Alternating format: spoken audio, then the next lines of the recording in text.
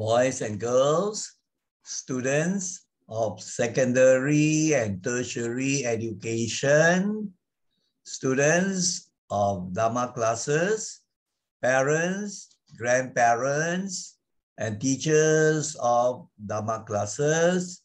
Good morning. May you all be well, happy, and peaceful. Now we are going to have a very important presentation on a very important topic titled Important Virtues to Cultivate. This is very important, especially in a world that there seems to be a moral decline, that many people are not practicing good morality. And because of this, there's a lot of suffering, you have many problems and trouble, particularly pertaining to the younger generation. As you know, problems of depression, crime, suicide, and many other terrible things are happening in the world today. So it is important we address this issue of morality. Now, as usual, we will have the PowerPoint where the texts are in English and the narration and explanation and comments are in English. So before we launch the PowerPoint, let us check the setup as usual. Okay, the setup is all right. So now let us launch the PowerPoint.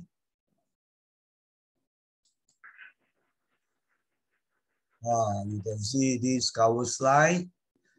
Now let me comment a little on this cover slide. Now, as I said, the important thing is to understand and then also to reflect on the things and to practice. That's a very important thing. As I say, the topic is important virtues to cultivate. Now, virtues refer to the types of behavior that show high moral standards. You can say moral excellence, moral excellence where you have very strong moral principles. So if a person has virtues, then he will lead a life that is more happy, peaceful, trouble-free, and he will be a good citizen. So it's important that we develop, cultivate would mean develop, that we develop these virtues, particularly right from the time of the person being young, right from the young stage, in other words. But this actually can apply to all, right? Now, I've actually put in, the virtues which I consider the most important. Altogether, I think you have 10 of them. I picked 10 of the very important virtues that we must develop to get benefits, happiness, peace, and also good mental states. You're actually practicing the Dhamma also. Now let us go on to the slides. The first one is listed as honesty and integrity. I think you know the meaning of honesty. You have heard even various stories about honesty, the most famous one being the boy who cried wolf, actually is lying, not being honest, right? And then there were other stories. So that is kejujuran. Integrity would mean that quality of your heart and mind, of being honest and having strong moral principles. So a person with integrity, he's honest, and he holds on to very strong moral principles. He's very firm in his moral beliefs. Now today, because there's a lack of honesty and integrity, you find so many problems in society and in many countries, even in Malaysia. You find There are people in authorities who lack honesty and integrity. And because of that, you see, you read in the papers, there are so many corruption cases, scandals, a lot of money being siphoned off, taken off from the citizens, the riots' money. And because of that, there will be a lot of suffering. So the economy of the state will be affected and so on, you see. So you see how important integrity is. People may go to pray many times a day or whatever to the temples, to church or to the mosque and so on. But many also do not really show good honesty and integrity. They cheat, they lie, they con people, they scam. So sometimes I was wondering, moral education in school, you have that subject, but the results don't seem to show that there is good morality and integrity going up. Now, I think you know the very famous proverb, honesty is the best policy. We have done this before also. Now, for each of the virtues, I put in a chosen quotation by a well-known person, and there is good Dhamma and life lessons there. So let us look at the first one by this famous motivator by the name of Zig Ziglar. He has written many books and he holds many motivation courses and has given talks and so on. Now, what does he say? He says, the foundation stones for a balanced success are honesty, character, integrity, faith, love, and loyalty. Now, he has put in many qualities, but we are concerned with two of them here, and that is honesty and integrity. Now, you see, if a person is not honest, he will lie. He can lie easily. He cheats, and basically motivated by greed. He wants to benefit from certain scams or certain con man shows or certain lying. So this will bring actually suffering to him later, but in a matter of time, he can be caught by the police for the criminal actions because of dishonest acts. Then he can be tried, put into jail, right? And some may even be sentenced to death. Integrity, some people, they don't have very good moral character. They are lambert. They know that thing is wrong. Like, for example, to cheat people of thousands of dollars or millions of dollars in a scam, a Macau scam and all this. They know, but they might know it's wrong. But the heart and mind is weak, lacking in the Dhamma understanding and practice. So this greed drives them and they just become dishonest and no more integrity. So because of that, so many suffer and they will have to pay a price. You can't escape this wrongdoing. So that's the first thing we have to cultivate and develop right from the young stage. Now, the second one, it pertains to what in Buddhist terms called dana. All religions talk about that. In Christianity, you have the charity. And of course, in Islam also, they have the zakat, all religions. Because it's a very good spiritual practice, giving charity service, giving, that means like, for example, donation, giving some donation money, or in terms of goods to people who are in need, just like welfare services. In our association, we have a good welfare section and they run many good projects of giving to the needy. Like Vesak Day or Chinese New Year Day, we visit the old folks' homes to give and practice the charity. And that is a very important thing.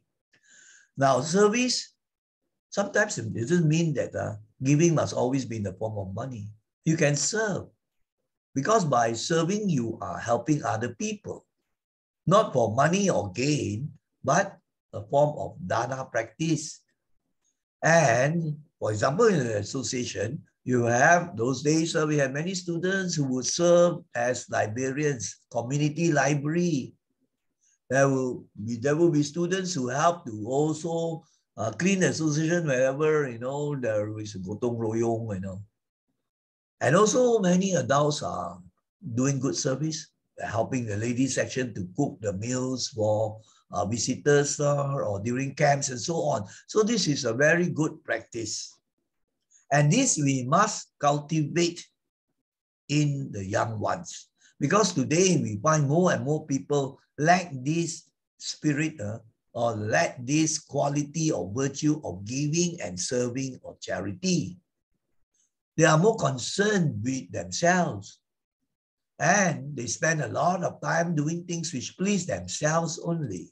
A lot of time spent in the social media platforms, Facebook, YouTube, Twitter, chit-chat, WhatsApp, all sorts of things. So little time to do charity.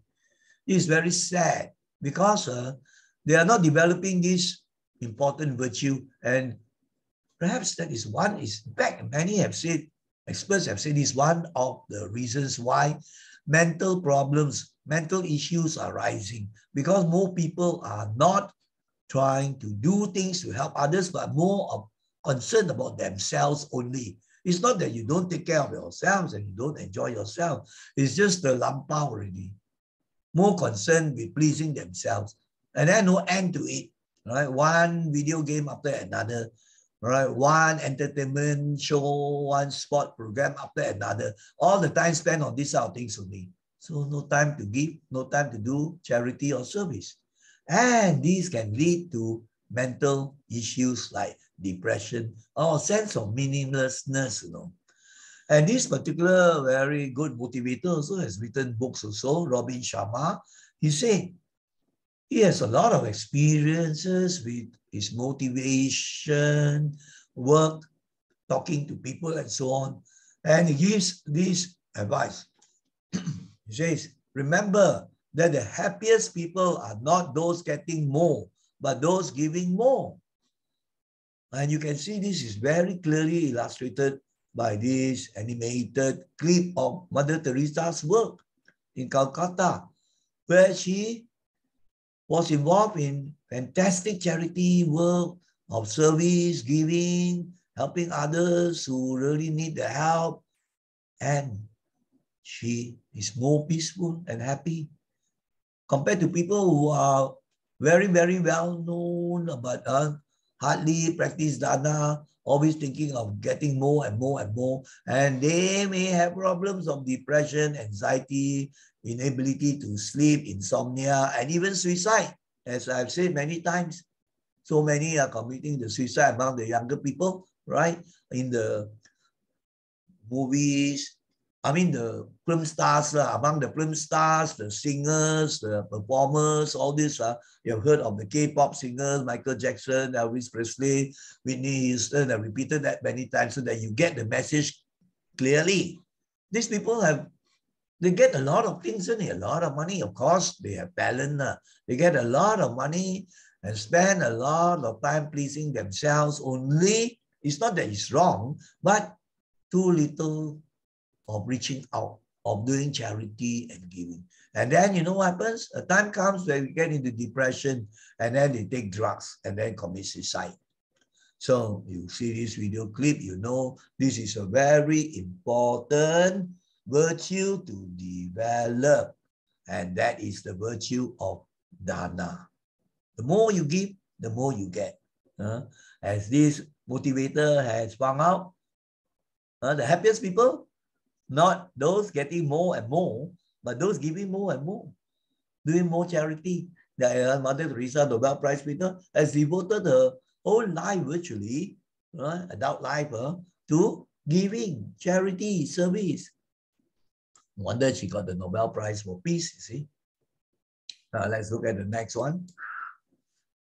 This is a very important quality or virtue to develop: humility, to be humble.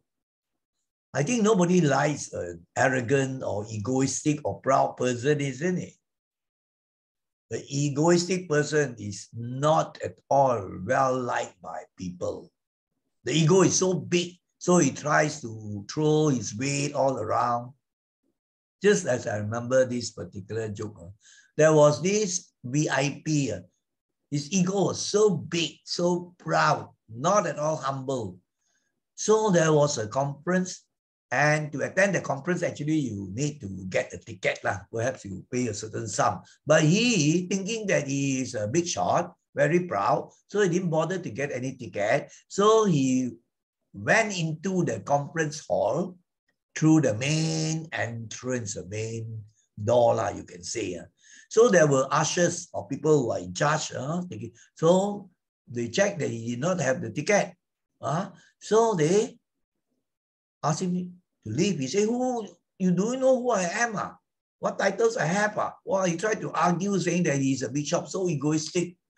So the ushers and the people in charge, 2 or 3 of them, physically lifted him. Because he didn't want to go out. So they lifted, carry him. So many he couldn't fight already. Right? So they, in the entrance, you already reached the center of the hall. So there, there were side doors. So they put him out through the side door. He said, you all don't know who I am. I'm a VIP. I have this title. I have 2 and all those titles, So they fetch him back into the hall and then carry him to the main door. You are a VIP, Okay, now you leave. So they just chuck him off through the main door. VIP, that's a joke only. So this person, Rabindranath Tagore, he was a Nobel Prize winner for literature from India. And his life was a struggle also. And he wrote beautiful pieces of poems and other writings. And he said that we come nearest to the great when we are great in humility, which means that a person is great not just because he has done a lot, contributed a lot, but because of his great humility also that makes him great. He has done so much and such a fantastic person, but yet a very simple, humble person like Albert Einstein. And I chose a cartoon video clip of this famous Indian leader who found the independence for India, Mahatma Gandhi. I'm sure you have heard of him. If you have not, then you can watch the movie called Gandhi. Fantastic. I think I watched the movie 2 or 3 times. The best movie, got the award, Academy Award for best movie before. So it's worth it to watch it, and you see the type of person. And that is greatness. And he did so much for India. And he never used violence or things like that. So he got India's independence. So he was a person of great humility. Now this cartoon strip shows that this very, you can say, a person of high status, somebody in society, but he was very humble. He went even to maybe a student, just a poor student, and then tried to counsel him, help him, very humble. Even could mix with the ordinary people and try to help. That is greatness. Nobody likes, I know pride goes before fall. Nobody likes a proud, egoistic person. I posted stories on that also. Now let's go on to the next one. Now, this is pertaining to the next important virtue to develop is patience. It's indeed very important. Great motivators, philosophers, religious people have talked about the importance of patience. Patience apply in our ordinary worldly life, success in our lives, as well as in the practice of a religion. Like Buddhism, for example, patience is very important in the practice of Dhamma. It's one of the perfections of paramis of the Bodhisattva, Kanti. Now, this another famous motivator who has written very important books. This is for the world readers, not the religious book. Anybody can read it, but there are very many good, important pointers. And one of the sayings was this: patience, persistence, and perspiration make an unbeatable combination for success. Now notice 3 words well chosen, all starting with P. And the first quality or virtue, patience. I think you know what it is, kesabaran. Persistence, to always go on and not giving up easily. And perspiration is diligence. We will come in the next, I think the next slide, yes, right? So let's now focus on patience. So many proverbs also has written about patience. So if you are not patient and you impatient, always wanting to get results fast only. If a person is not patient in his training, in his work, how can he achieve the goal so easily? You think it's a 3-minute Maggie me type of meal. Put in 3 minutes, okay, ready to eat. It's not like that. And this happens in the world as well as in our practice of Dhamma. So you can see very well that we must have that quality implanted in us. But today it's sad to say many are impatient. That's why you have so many motor accidents. They beat traffic lights. They overtake recklessly against the law. Impatient, wanting to get at the thing fast. And you can see the behavior of many young ones also, right? Speeding, driving recklessly, and then they can't sit still also. They will move and shake their legs and so on, a sign of impatience, cannot wait. So if you want to achieve a goal, to have success, you must be patient. You see, there was this Thomas Edison, the famous inventor of the electric bulb. He tried a few thousand times to get the electric bulb working, but he failed. If he had no patience and endurance and persistence, all those qualities, he would have given up. No, he said every time I did not succeed, then I learned something. Why he didn't succeed? What's the cause? So his patience over so many months or perhaps or even years or months or something, then finally he was successful. So likewise also, a person training, for example, training for an Olympic event. You may not be successful one time, but you keep on being patient and diligent and persistent, keep on doing it, then you will succeed. You look at all the great people who have been successful. If they had no patience, they cannot be successful. And that is very, very true. And sad to say today, I see even among the young children, very restless, impatient. That's why you see the commercial world capitalizes on this. They come up with game after game, one show after another show, because they know these people are not patient. They always want more and more things. How many would want to sit down and watch a very good movie, a good story? They don't have patience. They want all the action, Ultraman type or Batman or fighting all the while. They have no patience to watch a very good movie. So when you look at this, then you know how important it is to train, to cultivate this virtue of patience.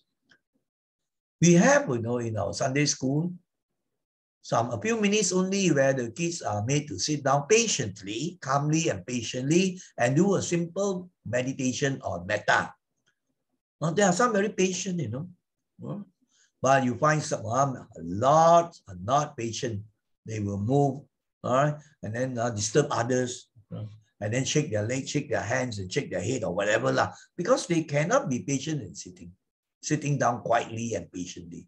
So these are the people who will not have good, strong minds.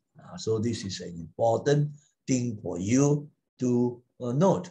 Now let us go on to number 6. Number 6 is this quality or virtue to develop, which we call diligence. And I've heard Dhamma talks by Ajahn Dhamma.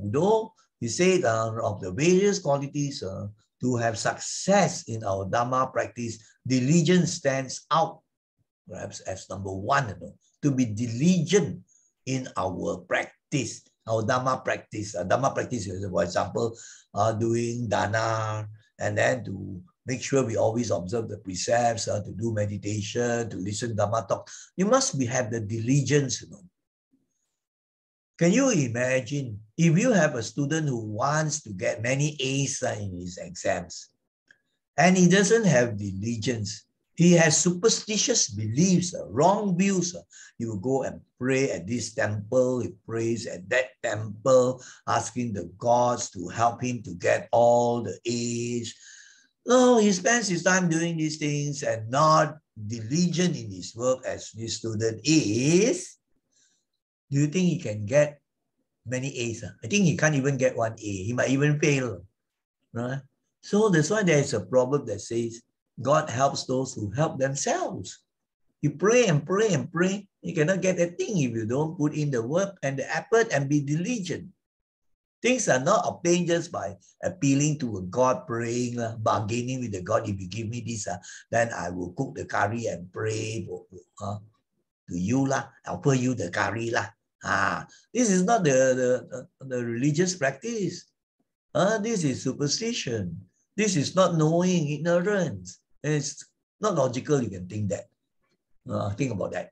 Now, this very famous person, Nelson Mandela, who was also a Nobel Prize Peace winner, I think you have read, he was a great person, how many years he spent in jail because in South Africa at that time, the white people, so they discriminated against the Negroes.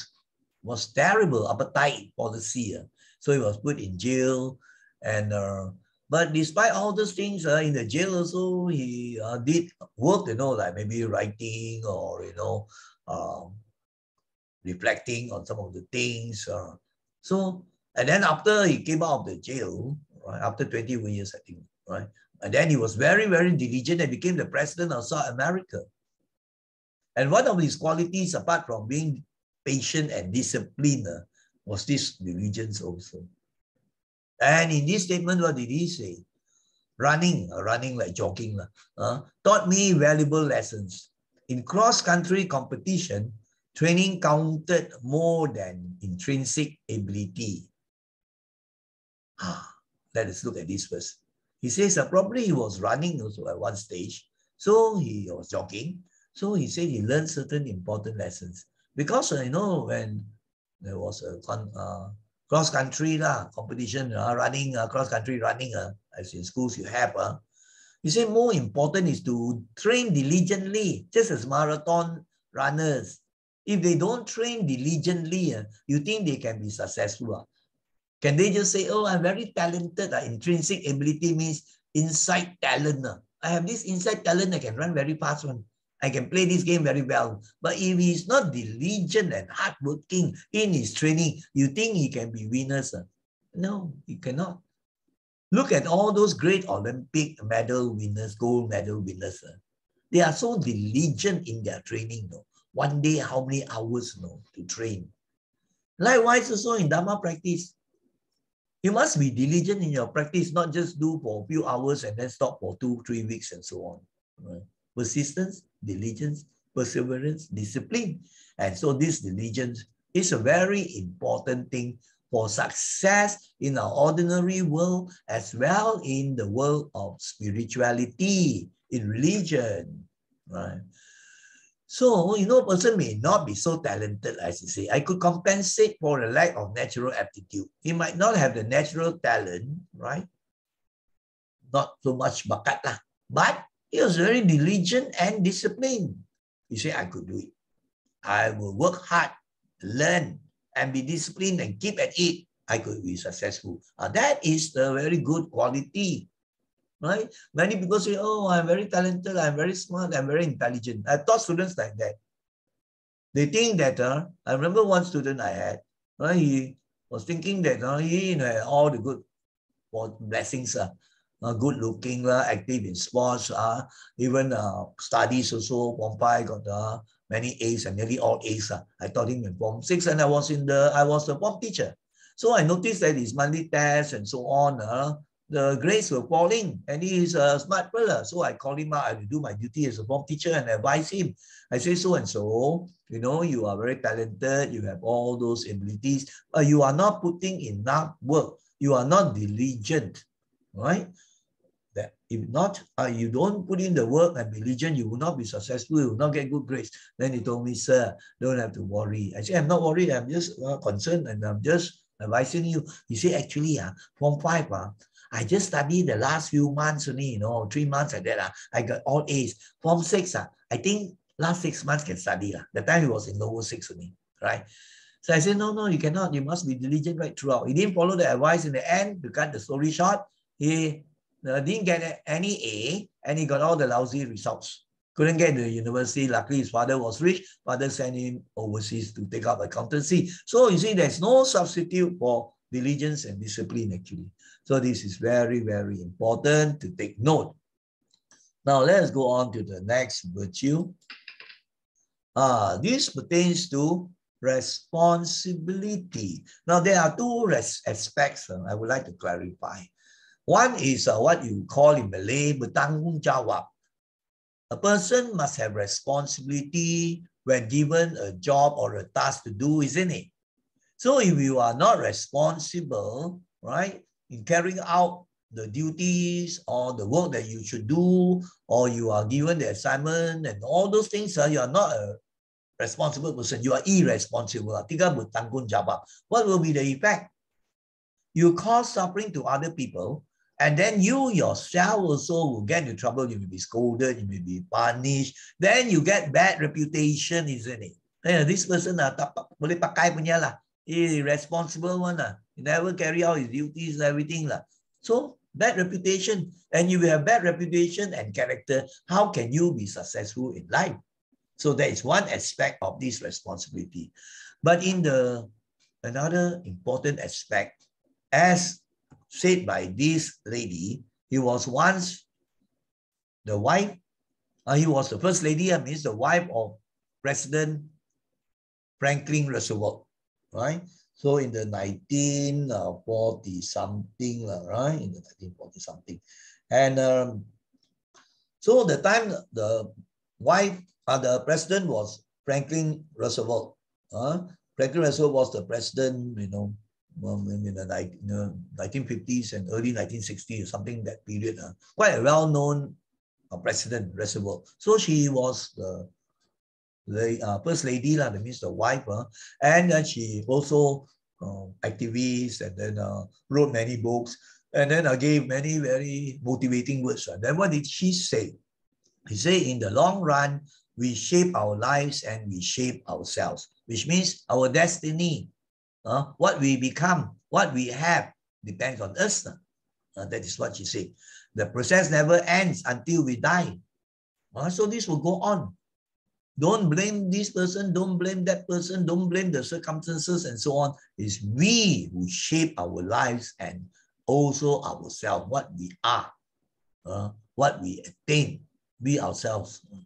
And then she says, the choices we make are ultimately our own responsibility, which means we are responsible for our actions. We are responsible for our decisions, our choice. That is a very important point. And in Dhamma practice, this is important.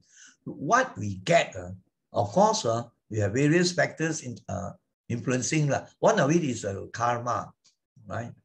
So now, some people, you know, when they encounter difficulties and so on, you know, why my mother like that? Why my father like that? Why my teachers like that? Why the government like that? Every time blaming other people, and they think that is the responsibility of other people, but they don't realize that we are responsible for the things we get, the persons we are, and the circumstances that we are in. They don't realize this. You see? Of course, certain things are challenging, but if you take responsibility, that we are the owners of our karma.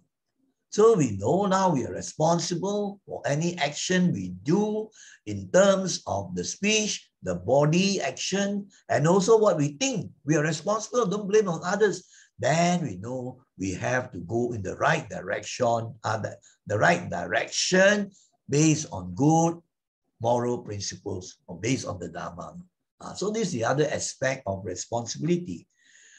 So you see that people in an organization and so on, each also has to do his work and he has to be responsible. So that's a very important quality or virtue to develop. You find that today, sad to say, I also have taught some students who are very responsible. There are some very responsible, and then they get elected as monitors and so on. Some tak boleh pakai one. Yeah, sir, I can do this for you, everything. And then nothing comes out even after weeks. Irresponsible. And sometimes very dangerous because he says he can do it, but he doesn't do it. And then because of that, other people suffer. Even adults also. I remember a time when I was an exam secretary, there was this teacher in one of my schools, first school, I think, right? So I had to remind him, you have the responsibility to set the exam paper in time by target date. You have to send the paper, the time you have to cycle style and all those things. He said, jangan bimbang cikgu, saya bertanggungjawab and so on. I kept on reminding the deadline, he didn't even meet. He said, never mind, I will get the papers ready. And then on the day of his paper for the exam, his papers were not ready. So all the students couldn't have the exam paper. I had to report to the headmaster. This is a real terrible irresponsibility. And because of the irresponsibility, other people suffer. So the students didn't get the papers. They had to wait for another day. Imagine how much suffering. So you are irresponsible, you cause suffering and pain to others, and you yourself will bear the suffering also. You will be reprimanded.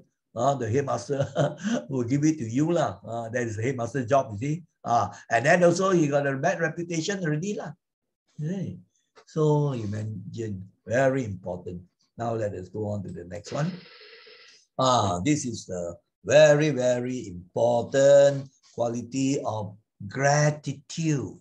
Cảm ơn. Now it's sad to say this quality is not well practiced. But actually, come to think of it, it's not surprising. Because the Buddha had said more than 2,500 years ago, he said in the Anguttara Nikaya, one of the scriptures, he said two types of people are very rare, very hard to find in the world. The first type is the first type of people is the person who out of his own heart, very kind-hearted, everything, he will step forward or he will do the good things, the kind-hearted things without having even to be told.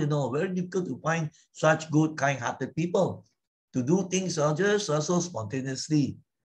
More people who like to do the unwholesome things. And then he said the second type of person, very difficult to find, is the person who is grateful. That means the second group of people are the people who are grateful, difficult to find. So ungrateful people, easy to find. That means they don't bother, after they have received help or received all the aid, all the good things. They are not thankful at all. Basically, it's thankfulness.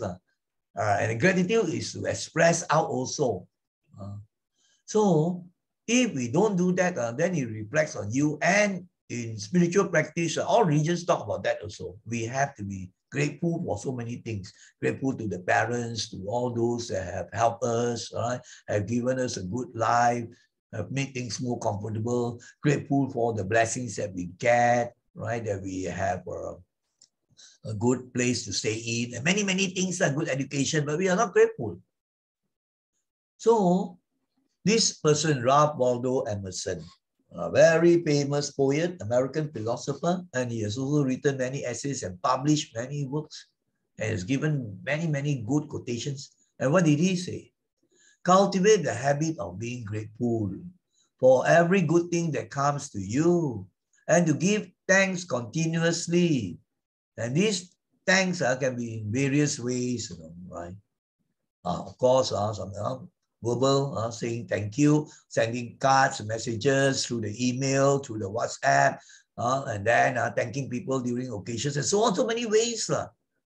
And then some are very good. They even practice giving gifts to the mother on Mother's Day, or on the mother's birthday, and so on. There are various ways you can do. And because all things have contributed to your advancement, isn't it? You are not just a person who lives all by himself on an island. You are interacting with people. So we are interconnected. So you owe many people and many organizations and so on, many things, because you have advanced because of their help. So you should include all these things in your gratitude. So that is a very important virtue to develop right from young.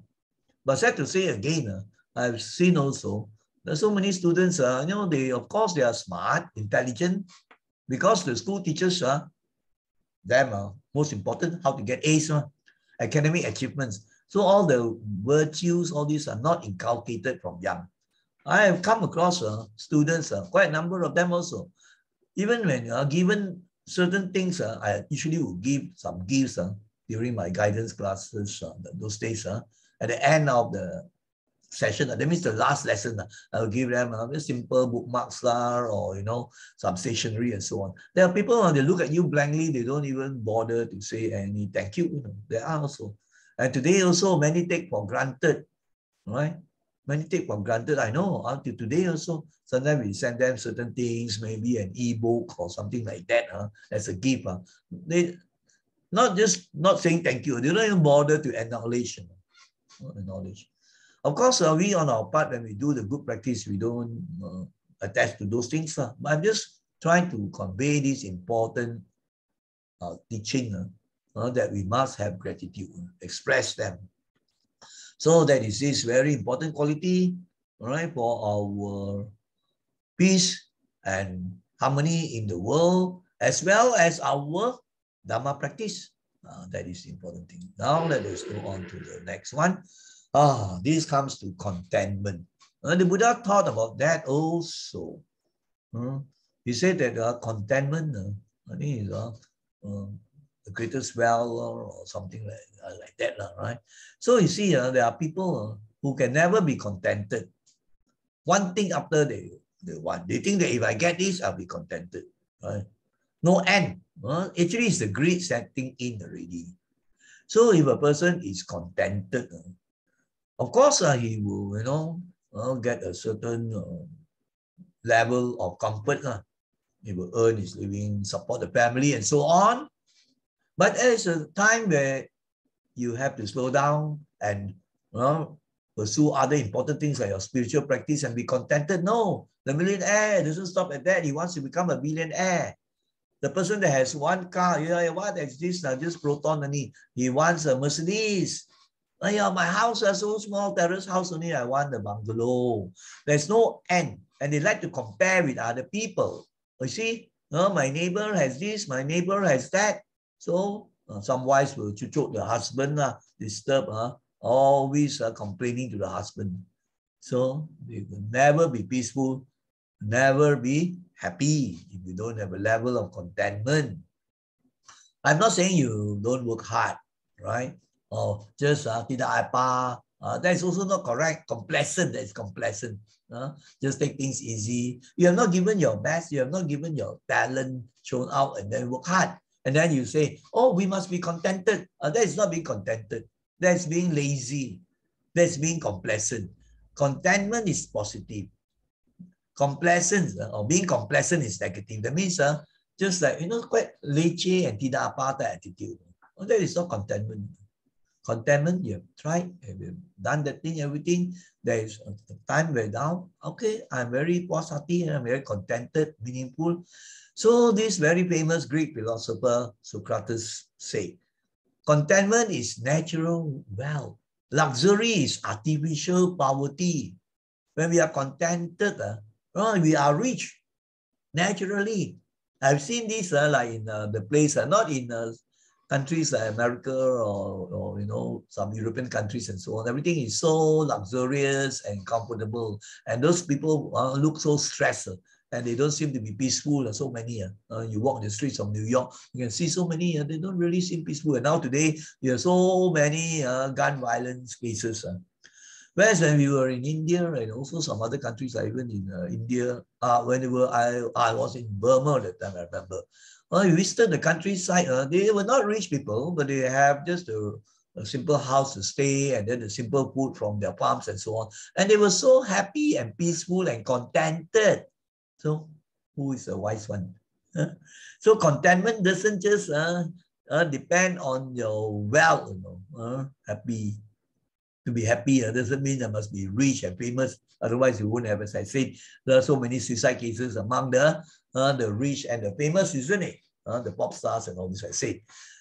So luxury is artificial poverty. You live a luxurious life with one thing after another. You think you're very rich. I can afford all those big cars, big houses, expensive tours and so on. You think you're very rich. That is poverty because you are not spiritually rich. In your mind, you still not at ease. You have mental disease, unhappiness.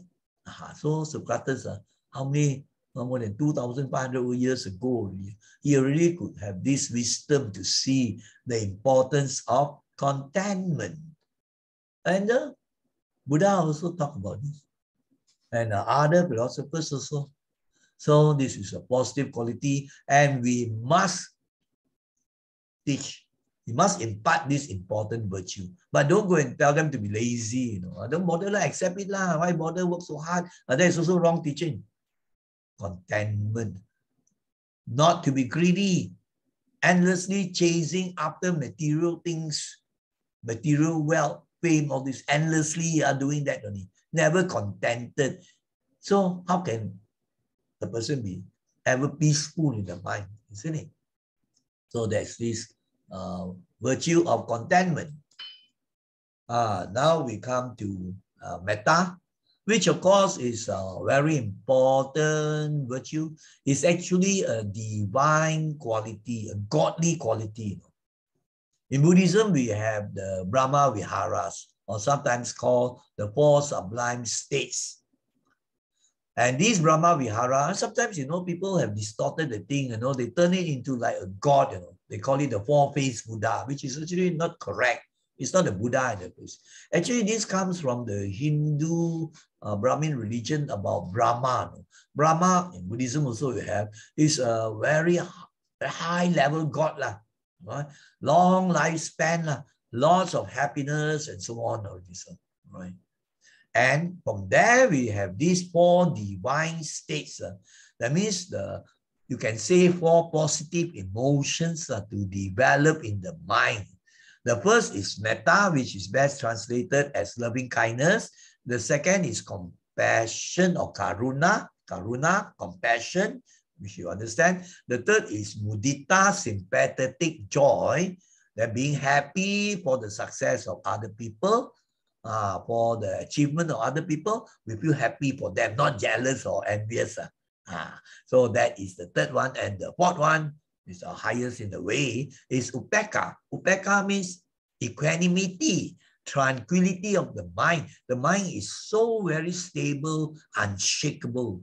Whatever happening, you cannot disturb that mind with upekkha. So very peaceful, right? Steady, calm, peaceful, unshakable. That is the very high godly quality. So the first one, which is quite familiar to many of you, metta, to practice loving kindness. Now, metta is the Pali word, so the best translation is loving kindness. But some people have translated, even some monks have translated as friendliness, benevolence, and then goodwill, thinking well about other people, all these. A lot of all these words, but we still accept loving kindness as the best translation. To have the love, to wish a person well, but not the type of romantic love or I mean, I war, that can turn into hatred. When the boyfriend runs away, the girl can even stab the blood. And likewise, when the boy feels that his girlfriend has gone for another man, he will kill the other man and so on. That is not the type of metta. That is romantic love which has conditions. So metta is unconditional love. Very close to this is the mother's love. And then with metta is that kindness, being very kind to people. He has goodwill. A person with metta has goodwill. He thinks good thoughts. He wishes good things for the other person. That is metta. So this Dalai Lama, as you know, a very famous figure, Nobel Prize winner for peace also, he said, I try to treat whoever I meet as an old friend. This gives me a genuine feeling of happiness. And that's very true. If you practice metta, you can experience for yourself, you have the joy rising, your mind feels very light, and you don't have negative forces of ill will, jealousy, hatred, anger, all those things, because you have metta. I have given also discussions on these benefits of metta, 11 benefits and so on. Now you can see this picture tells it all. That metta for even a stranger, a person whom the Dalai Lama meets. So that is this very important quality, right? Which is metta, or loving kindness. Now we come to also one of the very important things, and in Buddhism is one of the very important things, to be mindful. The virtue of mindfulness. And today you find there is a real lack of mindfulness. That means people do not pay attention closely. They cannot focus. And the mind runs like a monkey all over. And because of this lack of mindfulness, many of them do stupid things, foolish things, unwholesome things, wrong things, which they regret later, not being mindful. Now, mindfulness, let's talk about it in a general way, general mindfulness. I'm not going to the deep thing of sama, sati, right mindfulness. The general mindfulness will be, we know what we are doing. We are attentive to whatever we are doing. We are aware. So putting your mind and your heart at that moment. At that moment, that is the reality. What are you doing? What is happening in your mind? If you are speaking, your mind must be with the speech, otherwise you talk the wrong things. And then also when you do, you must be mindful. But it starts with the mind actually. So your mind always pays attention, always is aware all the thoughts and emotional states. Because these thoughts and emotional states, your thinking, all will translate into your speech. You're having terrible thoughts, angry thoughts and so on. You may really blast or scold the person, isn't it? And full of hate and so on, you meet the person, you may even stab the fella with a knife or beat the fella and so on. So the mind is still the most important thing. And we must cultivate that thing right from young to be very mindful. And this person is one of those key people that has done fantastic research on mindfulness, and he has found, and many others now have also done the research, and they are mindfulness meditation teachers. This is John Kabat-Zinn, one of the pioneers in US, Massachusetts, and he has taught the technique of mindfulness, being mindful. And he has found that this has great application even at the medical world, to help a person improve in his health, to be able to cope with pain better, to have a better sense of well-being, so to feel good in the mind and the body. So that is a very important virtue. But in the Dhamma way, of course, we have deeper levels of right mindfulness. So what we have to impart or to cultivate is this quality to always tame that mind. The mind runs off like a monkey. We always must bring the mind back to the present. So many accidents happen because of lack of mindfulness. We walk along the road, not mindful. We kick a stone and sprain our ankle, or even fracture our ankle. Or we cross the road, we are not mindful, our mind is thinking of something else, we are crossing the road and then get hit down by a car. Or you are in the kitchen and then you are cutting vegetables, but you are not paying attention, you are not aware of it, moment to moment. So you're thinking of something, and then you, instead of cutting the vegetables, you cut your finger. So many accidents and many unwanted things happen because we lack the attention. We lack the mindfulness. So when we consider this, yeah, it's very important. Now, of course, this one is just a video clip. This one, Namla, is doing the walking meditation. In the training for mindfulness, we have practices of mindfully walking. So walking meditation is one of those that we do when we do meditation. But I'm not going into this aspect. And the other one here, she's also practicing mindfulness to be aware of what is happening. Even if she's meditating, but she knows, like, for example, outside it's raining. The mind is very aware of whatever happens. Then she does a meditation. If you are not mindful, you'll be like maybe like a piece of log, not mindful at all. Some people not mindful. What are the things happening around them also they don't know. Notices put up also they don't know. Like zombie like that. So that is not a good quality to have in the mind. So a very good quality to develop, and this also has, will tie up with our moral virtues, moral values. Because when we are mindful, we know anything that's going to be bad, which you carry out through your body or the speech, will start with the mind. But if the mind is being trained, right, to know, to watch it, you see, my angry thoughts are coming already, I know about it. And then, of course, coupled with the Dhamma knowledge, then you know how to handle better and understand better. But this step is important. Some people, the mind filled with all the negative things, still blur, not knowing all those things. And then the next thing comes to be wrong speech, wrong action, and so on. So this is an important virtue, good value, good quality of the mind to develop. That's what I put this as the final one in the 10. So now we come to the end already. Now, you see, I have spoken to almost nearing an hour already, and we have talked on very important things of developing the most important virtues I've said before, right? The behavior, to cultivate the behavior that has high moral principles. Or we can say to cultivate the moral excellence. The moral excellence will be states where you have high moral principles. All the good things, you can say, the good qualities of the character. I think you know what virtue is.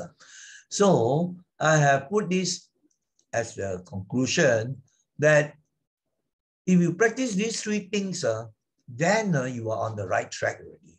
And this is in the Dhamma. It covers all things.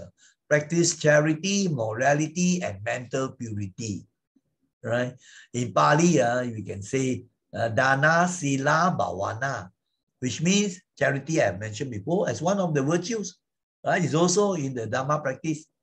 Morality is Sila, as we have mentioned also. Morals and ethics as one of the sets of virtues to cultivate. Mental purity is actually bhavana. Bhavana means to develop the mind. To develop the mind, and just now the last one we did was to train in mindfulness.